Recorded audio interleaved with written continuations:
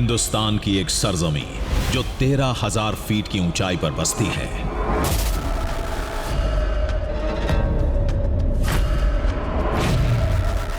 न जाने वहां कौन सी अदृश्य शक्ति है जो बादलों को अपनी तरफ खींचती है। फिर आसमान से एक दिव्य रोशनी निकलती है।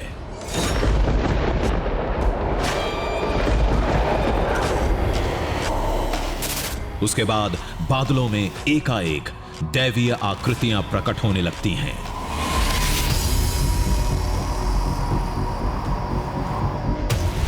कभी महादेव का त्रिशूल, कभी भगवान विष्णु का चक्र, कभी ब्रह्मदेव का आसन, ब्रह्म कमल।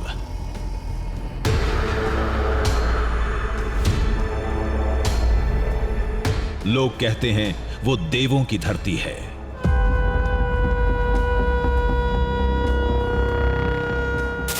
वहीं वेद लिखे गए थे।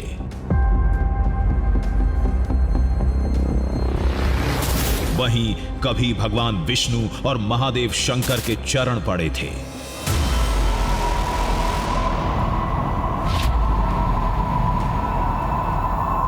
वहीं से सृष्टि की रचना की शुरुआत हुई थी।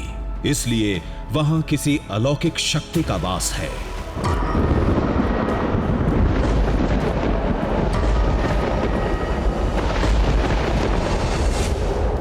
ये बारिश नहीं है, ये परेशानी है हमारे लिए। दरअसल ये बर्फबारी है। आप बादलों की गड़गड़ाहट सुन रहे हैं। यहाँ बिजली लगातार कड़क रही है।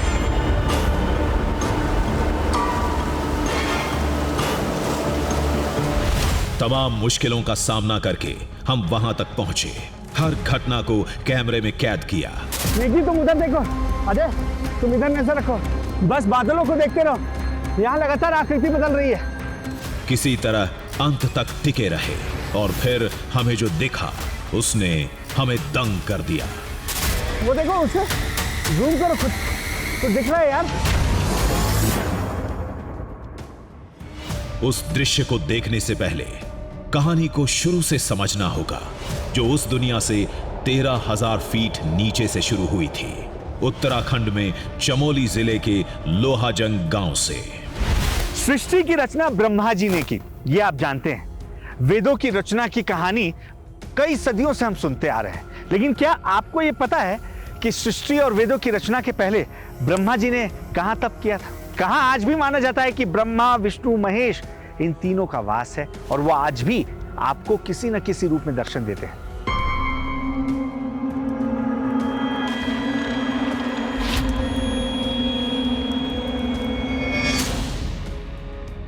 दरअसल मैं इस वक्त गढ़वाल में हूं और गढ़वाल के चमोली जिले में हम पहुंचे हैं उस दृश्यम की तलाश में, जिसके बारे में बताया जाता है कि एक ताल है जहां ब्रह्मा जी ने न सिर्फ ध्यान किया, तप किया, बल्कि सृष्टि कैसी होगी इसकी रूपरेखा का निर्णय भी उसी ताल के आसपास किया गया था। और आज भी माना जाता है कि ब्रह्मा, विष्णु, महेश यानी त्रिदेव उस इलाके में बसते हैं। आज भी वहां पहुंचने वाले तमाम लोगों को वो किसी न किसी रूप में दर्शन देते हैं।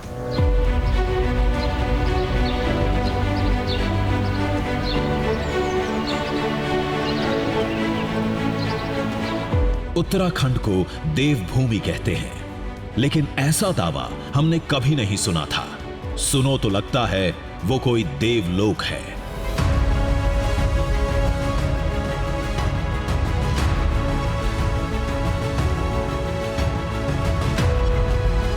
कहते हैं वहां ब्रह्मा जी ने तपस्या की थी, सृष्टि कैसी होगी ये तय किया था, वेदों की रचना हुई थी, यहां तक कि भगवान विष्णु और महादेव भी वहां गए थे। पहले जो भी कहा जाता हो, आज उस जगह को ब्रह्मताल के नाम से जानते हैं।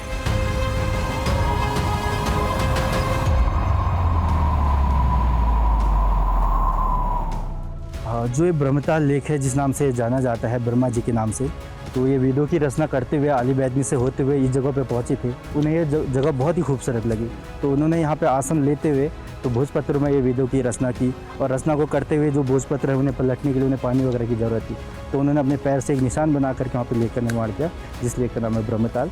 तो जब आप समिट पे पहुँचते हैं, ऊपर से जो व्यूज़ देखते हैं, जो नज़ारा दिखता है उसका, तो ऊपर उनके पैर के निशान की तरह है ब्रह्मताल का। पूरा ब्रह्मताल पैर के निशान की तरह है। हाँ। किसी ताल का आकार पैर जैसा होना संयोग हो सकता है, साक्ष्य नहीं। फिर गांव वालों ने बताया, वहां जो आसमानी दैवीय आकृतियां दिखती हैं, उनका क्या? बादलों में कहीं शिव, शंकर, भोलेनाथ, विष्णु भगवान, त्रिशूल, ओम, ये चीज हमको उसमें देखने को मिलता है। ब्रह्मा, विष्णु सब हमें वहाँ पे अभी मिलते हैं।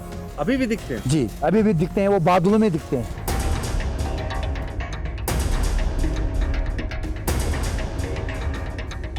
दुनिया के लिए भले ही वो एक ताल है, लेकिन गांव वाले उसे ब्रह्मलोक बताते हैं।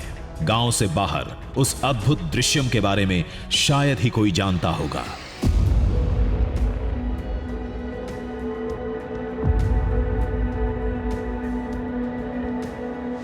अब सभी यही जानते हैं कि भारत में ब्रह्मदेव का इकलौता मंदिर राजस्थान के पुष्कर में है।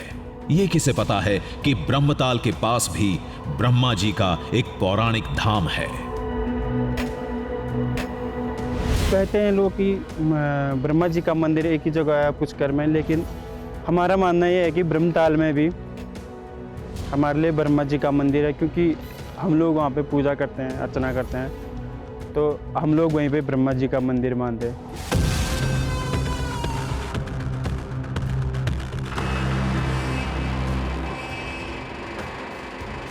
अब खुद को रोकना मुश्किल था। उस अद्भुत ताल के दृश्यम को कैमरे में कैद करने की बेताबी बढ़ती जा रही थी, लेकिन मुश्किलों की फेहरिस्त ने फंसा रखा था।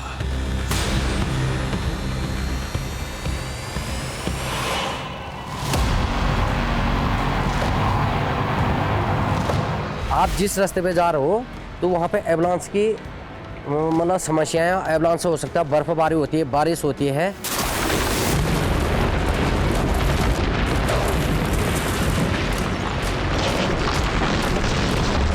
आप अपने इक्विपमेंट के साथ जो है, आप खुद से अपना जा रहे हैं ब्रह्मताल समिट के लिए, तो आपको खुद अपने इक्विपमेंट रखने पड़ेंगे। ये नहीं कि वहाँ पे जंगल में तो जंगली जानवरों का खतरा है।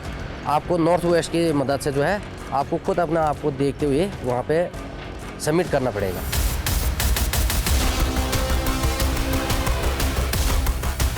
बहुत दूर घने जंगल के बीच में बसा हुआ है, जो वहाँ पे जो रास्ता है बहुत डिफिकल्ट है। इस पर जो हमारे पूर्वज लोग हैं, दादा लोग हैं, वही उनको खोजबीन किया था बहुत पहले, जो गांव के हिसाब से था। और जो आप जाएंगे तो आपको बहुत टफ, बहुत मुश्किल का सामना करके वहाँ पर पहुँचना पड़ेगा।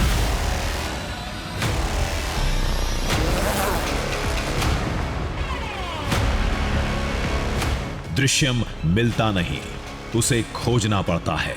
और मंजिल जब 13,000 फीट की ऊंचाई पर हो तो मुश्किलों से सामना तय है।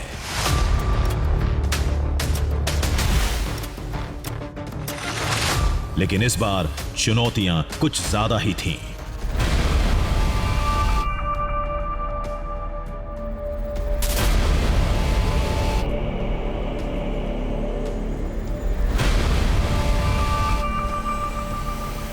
जो गांव है आखिरी, यानी लोहाजंग गांव, वो मेरे पीछे छूट चुका है।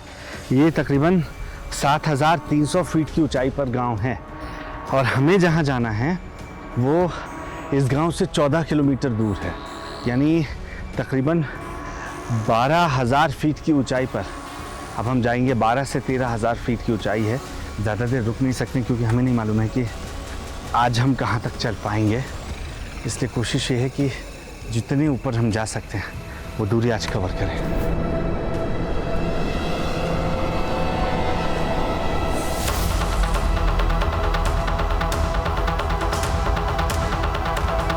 चुनौतियों से तो हम निपट लेंगे, लेकिन पुराणों की उस पहेली को कैसे सुलझाएंगे? कहते हैं वो ब्रह्मा विष्णु महेश की धरा है, जिसके निशान आज भी दिखते हैं।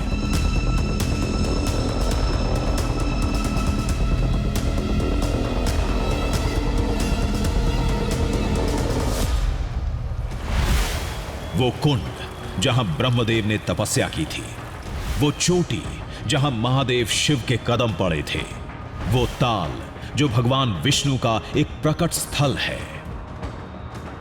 अगर ये सब मिल भी गए तो उन्हें साबित कैसे करेंगे?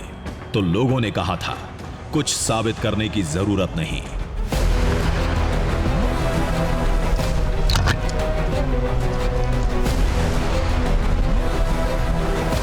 बादलों में जब दैवीय आकृतियां दिखेंगी तो सब कुछ अपने आप साबित हो जाएगा।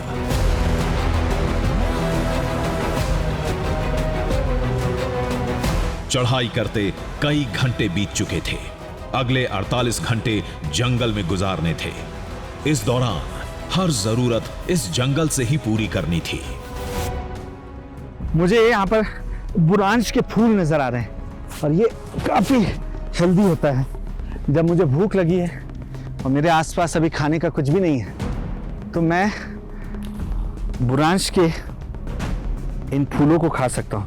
दरअसल इनका जो रस होता है वो इतना पौष्टिक होता है कि जो हार्ट के पेशेंट होते हैं उन्हें ये दिया जाता है जिससे उनका कोलेस्ट्रॉल कम हो सके।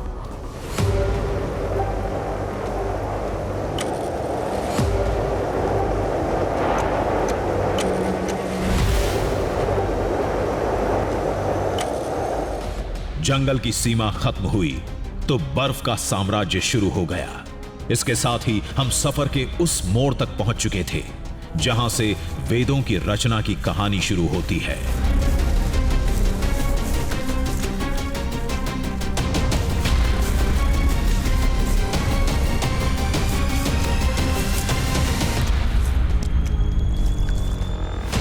पुराणों में लिखा है, वेद की उत्पत्ति ब्रह्मा जी ने की थी। फिर धरती पर 100 साल का अकाल पड़ा। वेद से जुड़े ग्रंथ बिखरते चले गए। अकाल के बाद महर्षि वेद व्यास ने वेद के भोजपत्रों को इकट्ठा किया। फिर सभी जानकारी को 4 हिस्सों में बांटकर इसे 4 वेदों में बांटा।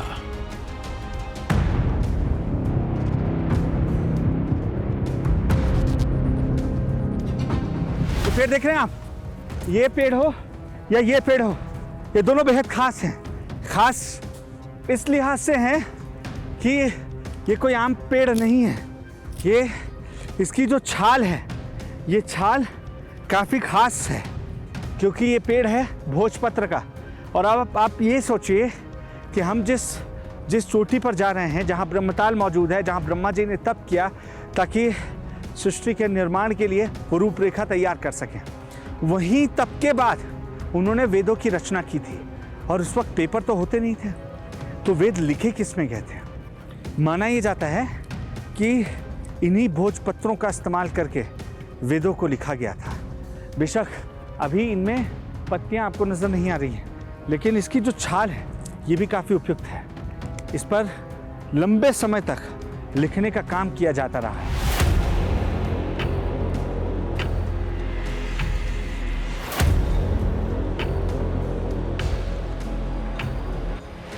जिस जगह वेदों को लिखने की बात कही जाती है उसे आज बेदिनी बुग्याल के नाम से जानते हैं। वो ब्रह्मताल से भी आगे है।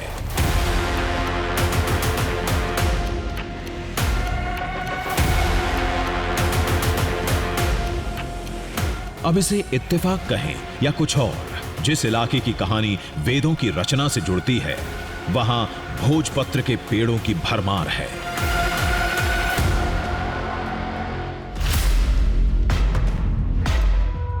माना यही जाता है कि वेद सबसे पहले भोजपत्रों पर ही लिखे गए थे।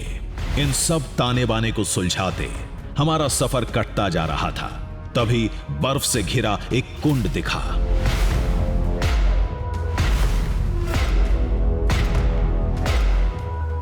क्या यही हमारी मंजिल थी?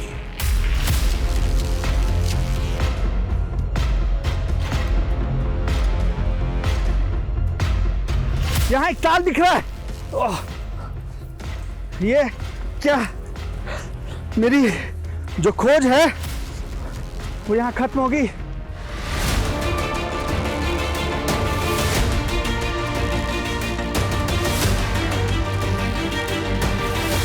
पता नहीं ये ब्रह्मताल था या कोई सामान्य कुंड, कुछ समझ में नहीं आ रहा था। फिर हमें एक गांव वाले की बात याद आई जिसने साफ तौर पर ब्रह्मताल की पहचान बताई थी। जो ब्रह्मताल की पहचान है वो आपको जो वहाँ पे मेन ताल है जो नीला दिखाई देगा आपको। और उसकी पहचान एक और भी है कि उस तालाब के इधर उधर सिर्फ एक ही पेड़ है। तो अगर आपको लगता है कि हाँ यहाँ पे एक ही पेड़ है और तालाब है और उसका रंग नीला दिखाई दे रहा, तो आप समझो कि हम ब्रह्मताल लैट पे पहुँच गए हैं।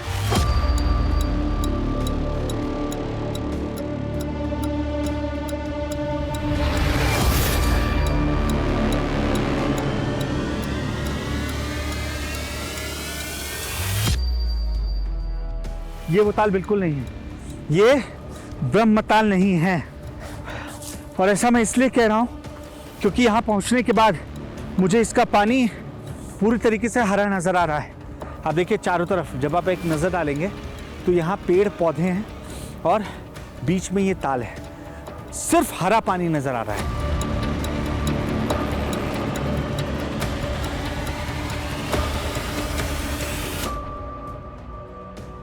ये वो जगह नहीं थी जहां ब्रह्मदेव ने तपस्या की थी। ये वो जगह थी जहां पौराणिक युग में विष्णु भगवान प्रकट हुए थे।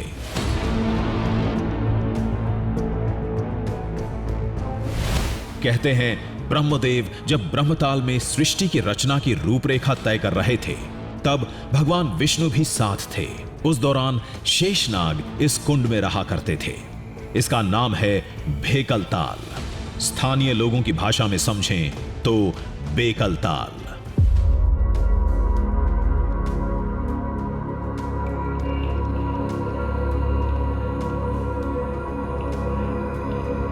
वहां पर एक मंदिर नजर आ रहा है, आप देख रहे हैं पानी में जिसका बराबर रिफ्लेक्शन पड़ रहा है। और अगर मैं सही हूं तो ये बेकल ताल है।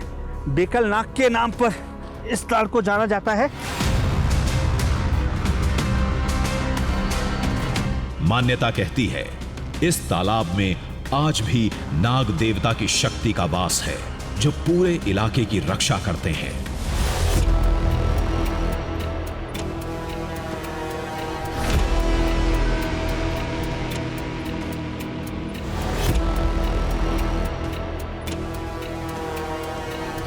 लोगों ने एक मंदिर बना रखा है। दूर दराज के गांव वाले पूजा करने आते हैं। अंदर जब आप नजर डालेंगे तो यहाँ आस्था के अनुरूप लोगों ने कुछ फोटो लगा रखी हैं, क्योंकि साल में एक दफ़े यहाँ पर आसपास के गांव के तमाम लोग इकट्ठा होते हैं, पूजा अर्चना करते हैं, वो धन्यवाद देते हैं क्योंकि उनका मानना है कि ये उनके रक्षक हैं। हमेशा से ये उनकी रक्षा करते आए हैं, जिनके लिए लोग लोटे में दूध लाकर बहुत पहले यहाँ लाकर रखा करते थे और उनका कहना है कि वो दूध यहाँ से गायब हो जाया करता था।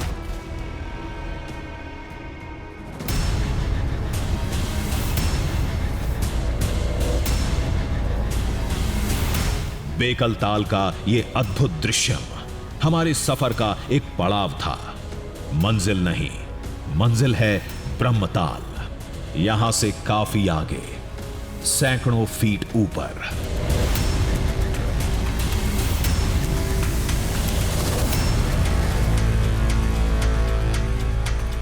यहाँ ब्रह्मा ने तप किया था सृष्टि के निर्माण के पहले। जहाँ सृष्टि कैसी होगी इसका बही खाका तैयार किया गया था। वो आगे कितनी दूरी पर है ये मुझे भी नहीं मालूम है।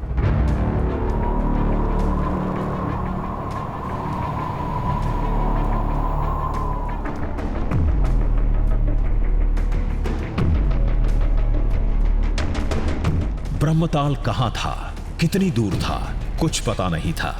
उत्तर पश्चिम की दिशा में बढ़ते जाना है, बस इतना जानते थे।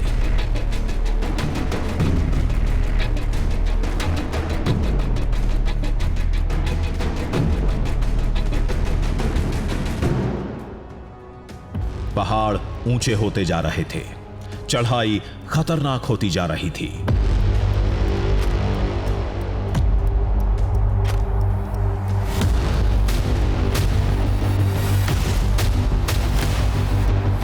कुछ देर बाद हमने खुद को पहाड़ों के बीच एक खुले मैदान में पाया। जिसे स्थानीय भाषा में बुग्याल कहते हैं।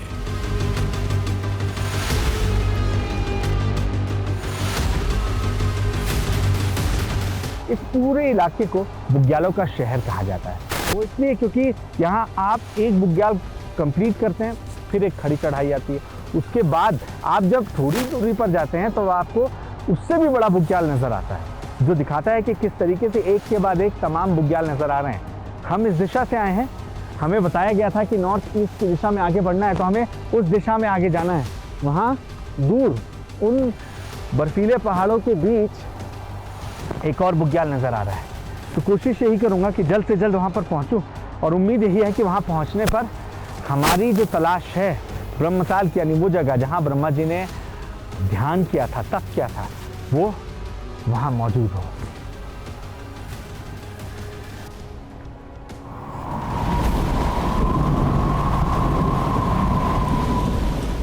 बुग्याल से आगे बढ़ते ही मौसम तेजी से बदला।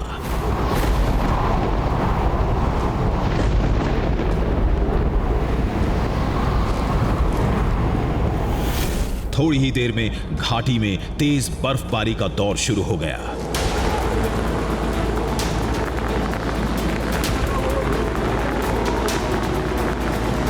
ये बारिश नहीं है, ये परेशानी है हमारे लिए।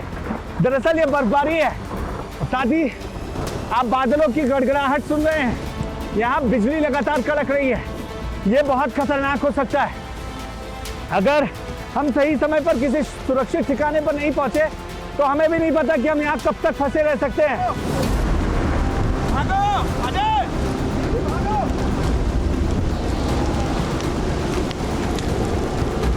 पर्यटकों के लिए बर्फबारी एक नजारा होता है, लेकिन हम दृश्यम की खोज में निकले थे। हमारे लिए ये एक खतरा था। हम एक सुरक्षित जगह की तलाश में भागे।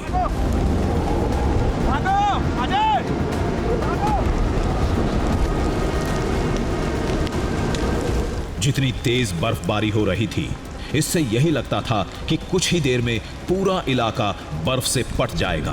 फिर हमारी दूसरी समस्या शुरू होगी।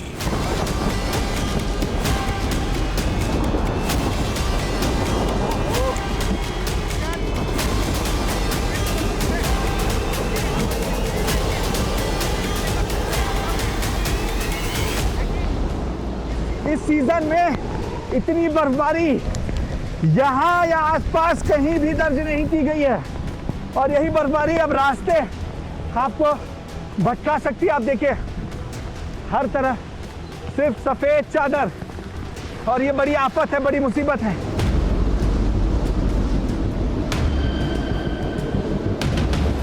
बिजली चमक रही थी, पेड़ की आड़ नहीं ले सकते थे।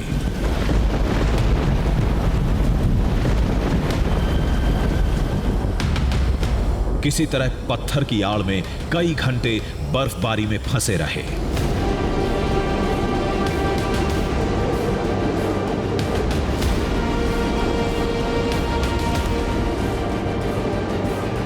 कुछ देर बाद आसमान शांत हुआ और बर्फबारी थम गई।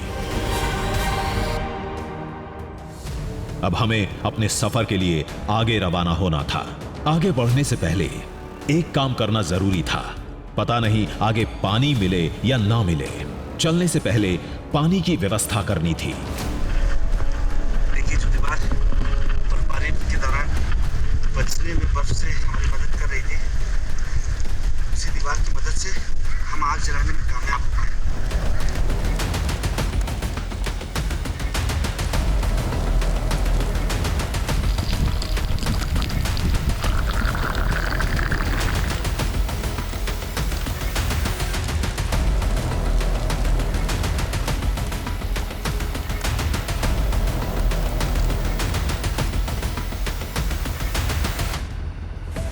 खुद को तरोताजा करने के बाद अब आगे बढ़ने के लिए तैयार थे।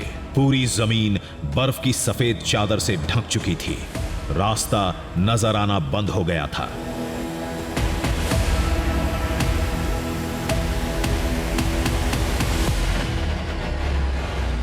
लेकिन हमें हर कीमत पर आगे जाना था, लिहाजा उत्तर पश्चिम की दिशा में बढ़ चले।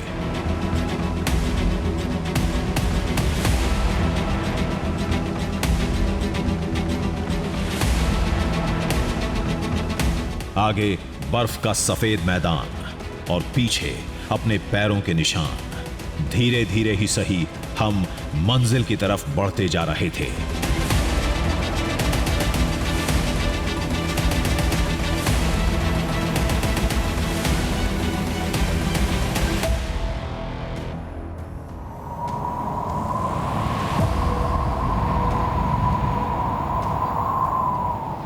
जब हम आए थे तब यहाँ पर आपको साफ सुंदर मैदान नज़र आ रहे थे। वजह थी कि उस समय बर्फबारी नहीं हुई थी, लेकिन जिस तरीके से 2 से 3 घंटे तक बर्फबारी हुई है, आप देखिए कि यहाँ तक बर्फ नज़र आ रही है, यानी तकरीबन 1 से 1.5 फीट की बर्फ यहाँ जम चुकी है, जिसकी वजह से चलना बहुत मुश्किल हो रहा है। लेकिन एक बार फिर से हम ब्रह्मताल के करीब जा रहे हैं।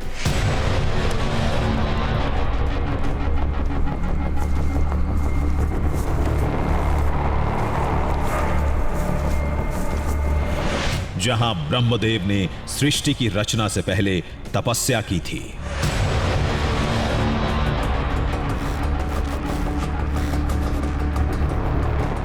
जहां भगवान विष्णु और महादेव थे।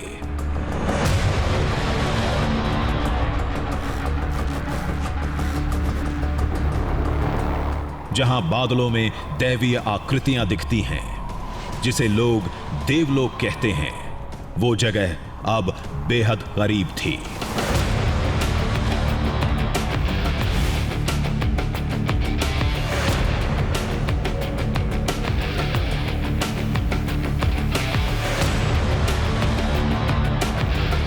कहते हैं उस जगह का दृश्यम इतना दिव्य है कि लोग उस कुंड को धरती और स्वर्ग के बीच की कड़ी बताते हैं।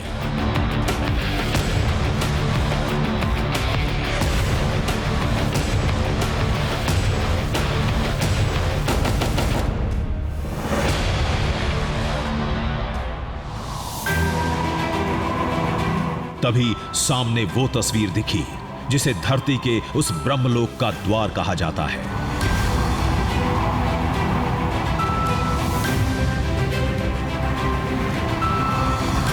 खुले आसमान के नीचे एक त्रिशूल गड़ा था।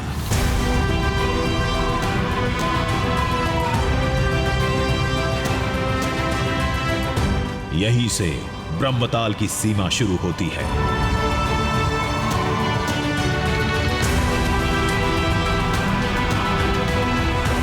इस जगह से जुड़ी मान्यता कहती है, पौराणिक युग में ब्रह्मदेव इसी जगह महादेव से मिले थे।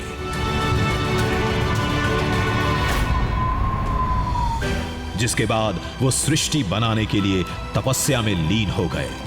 निशानी के तौर पर यहां एक छोटा मंदिर बाद में बना दिया गया।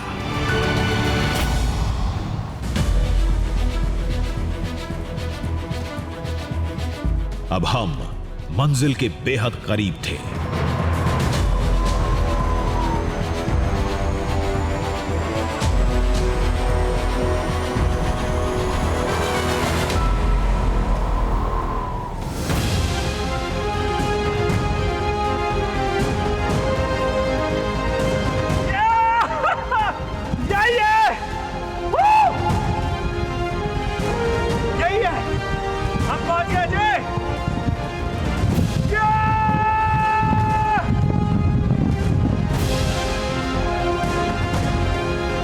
दावे के मुताबिक जहां ब्रह्मा जी ने तपस्या की थी, जहां बैठकर यह तय किया था कि सृष्टि की रचना कैसे होगी, वो कुंड, वो धरती हमारे आंखों के सामने था।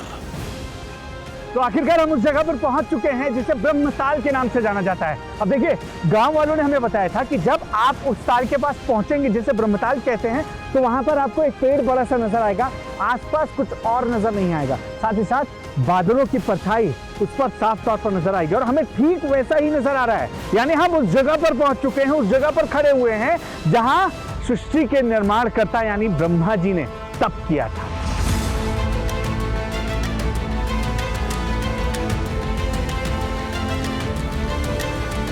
तो इसी ब्रह्मताल में स्नान करने के बाद सृष्टि के निर्माणकर्ता ब्रह्मा जी आगे चले गए और वहां पर उन्होंने वेदों की रचना की। और वो जगह भी दूर नहीं है, वो जगह भी इस ब्रह्मताल के इर्द गिर्द ही है। हम वो भी आपको दिखाएंगे, उसका दृश्य भी आपको दिखाएंगे।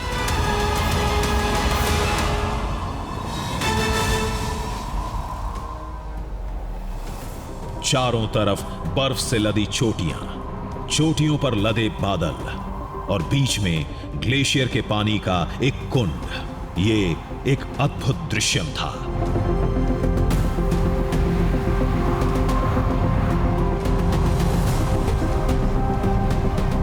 कहते हैं इस कुंड का आकार पैर के पंजे जैसा है और दूर से देखने पर वाकई ऐसा लगता भी है,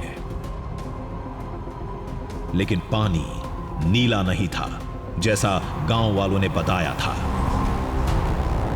चारों तरफ सिर्फ और सिर्फ बर्फ नजर आ रही है और यही इसको खूबसूरत बनाती है। जो अंतर हमें बताया गया था बेकल ताल में और ब्रह्मताल लेक में, वो यही अंतर था कि यहाँ पर इसमें बादलों का अक्स आपको नजर आता है। ये नीली नजर आती है, कभी कभी सफेद नजर आती है और उसका जो कारण है वो मुझे यही समझ में आ रहा है कि आसपास जब बर्फ है तब ये ज़्यादा सफ़ेद नज़र आती है। इसके अलावा जब यहाँ पर बर्फ ना हो तो ये खुला आसमान इसमें जब नज़र आता है तो ये नीली नज़र आती है, जबकि बेकल ताल के आसपास खूब सारे पेड़ थे जिनकी परछाई उसमें पड़ रही थी और वो पूरी तरीके से हरा ही नज़र आ रहा था।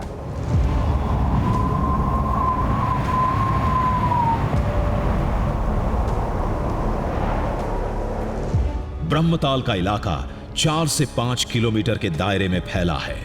हम इसका कोना कोना छान रहे थे।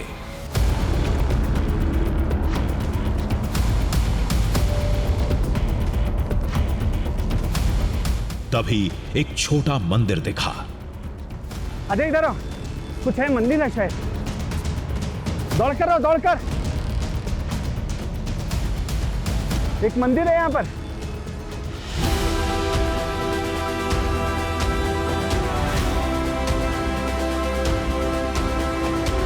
13,000 फीट पर यह मंदिर देखकर कोई भी चौंक सकता है। यही था ब्रह्मदेव का वो मंदिर जिसके बारे में शायद ही कोई जानता होगा।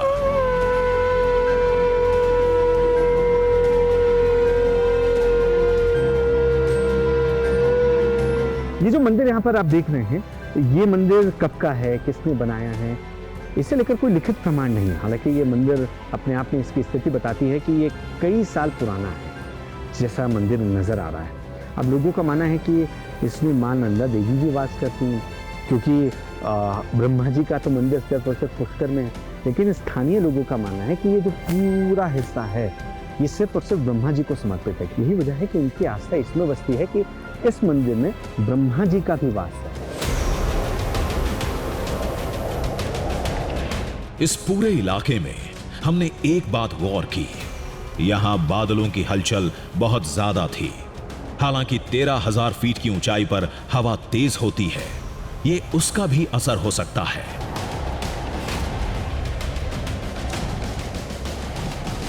हमारी नजर अभी ब्रह्मताल के दृश्यों पर थी। दूर वो चोटी भी दिखी, दावे के मुताबिक जहां ब्रह्मा जी ने वेदों की रचना की थी। दरअसल ब्रह्मताल में जहां ब्रह्मा जी ने तप किया था, जहां ताल में उन्होंने स्नान किया था और उसके बाद वो यहां से चले गए थे वेदिनी बुग्याल, यानी वो बुग्याल जहां वेदों की रचना की गई थी। जी हाँ, वो बुग्याल आप देख रहे हैं जहां हल्की सी रोशनी पड़ रही है, जिसका जो फेस है वो दूसरी तरफ आपको नजर आ रहा है। ये वही बुग्याल है जहां पर ब्रह्मा जी ने वेदों की रचना की है और उससे ठीक ऊपर आप जाएंगे तो रूप कुंड जाने का रास्ता है और ये बेहद खूबसूरत है। लेकिन जब आप यहाँ खड़े होते हैं तब आपको लगता है कि इस दृश्यम को आप आंखों में समेट लें, आंखों में भर लें, जितना मुमकिन है उतना इसे निहार लें।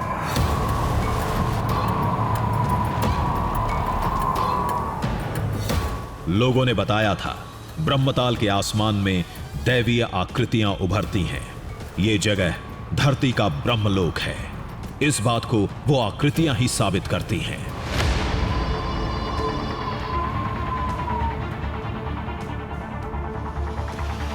लेकिन उन निशानियों को खोजना बहुत मुश्किल काम था। ब्रह्मताल का पूरा इलाका बहुत बड़े दायरे में फैला था। कहीं पानी था, कहीं जमीन बर्फ से ढकी थी, कहीं बड़ी बड़ी चट्टानें थीं।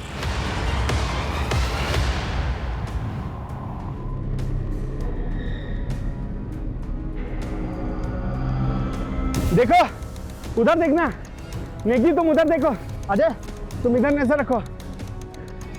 सबसे बड़ी मुसीबत यह थी कि हवा की वजह से बादलों में हलचल भी तेज थी। ऐसे में किसी आकृति को देखना और उसे कैमरे में कैद करना एक मुश्किल काम था।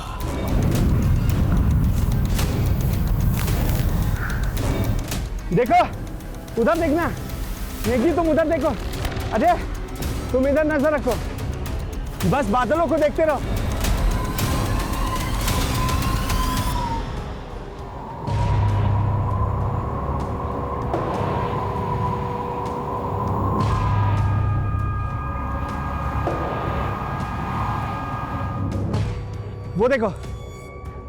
वो देखो उसे जूम करो कुछ।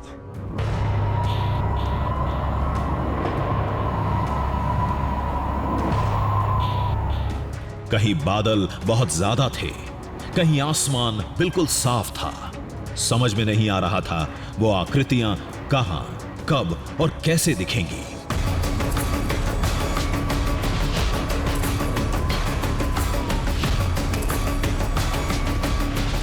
खोजबीन करते काफी वक्त गुजर गया। तभी आसमान में कुछ दिखा। एक सेकंड, वो त्रिशूल की आकृति है, उसे जूम करो, जूम जूम जूम जूम।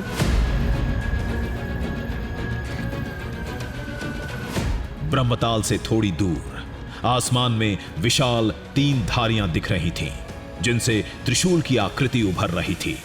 उसके ठीक नीचे महादेव वाली जगह थी।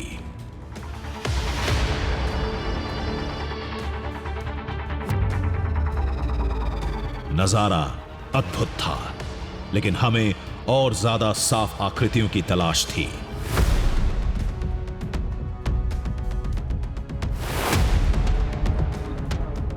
अब यह जगह का असर था या पिछले 2 दिनों से लगातार सुनी कहानियों का। बादलों का हर घेरा हमें एक आकृति जैसा दिखने लगा था।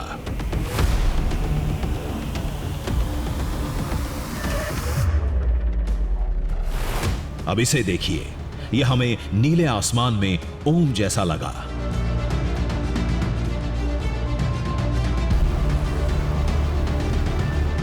थोड़ा और आगे बढ़े, थोड़ा और तलाशा तो बादलों का यह टुकड़ा हमें भगवान विष्णु के वाहन गरुड़ के अक्ष जैसा महसूस हुआ।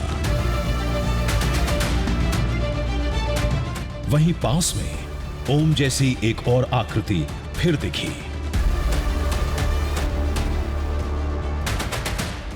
वो दृश्य हमने आपको बर्फ से ढके इन पहाड़ों के बीच में दिखाया है।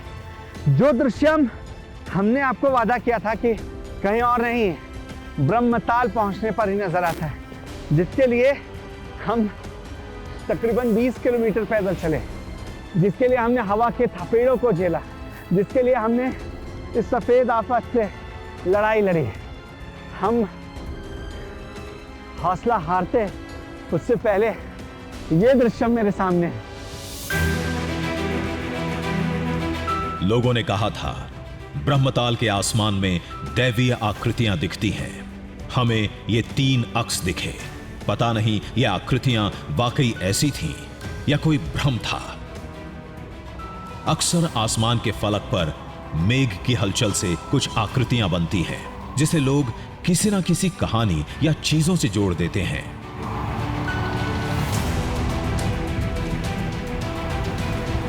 सन 1803 में ऐसे बादलों को वैज्ञानिकों ने सिरस का नाम दिया था।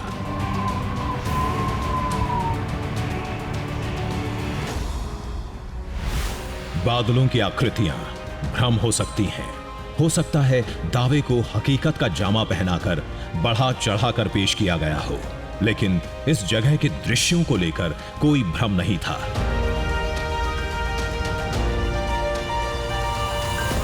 ब्रह्मा से जुड़ा ब्रह्मताल, विष्णु की कहानी का हिस्सा रहा भेकल ताल,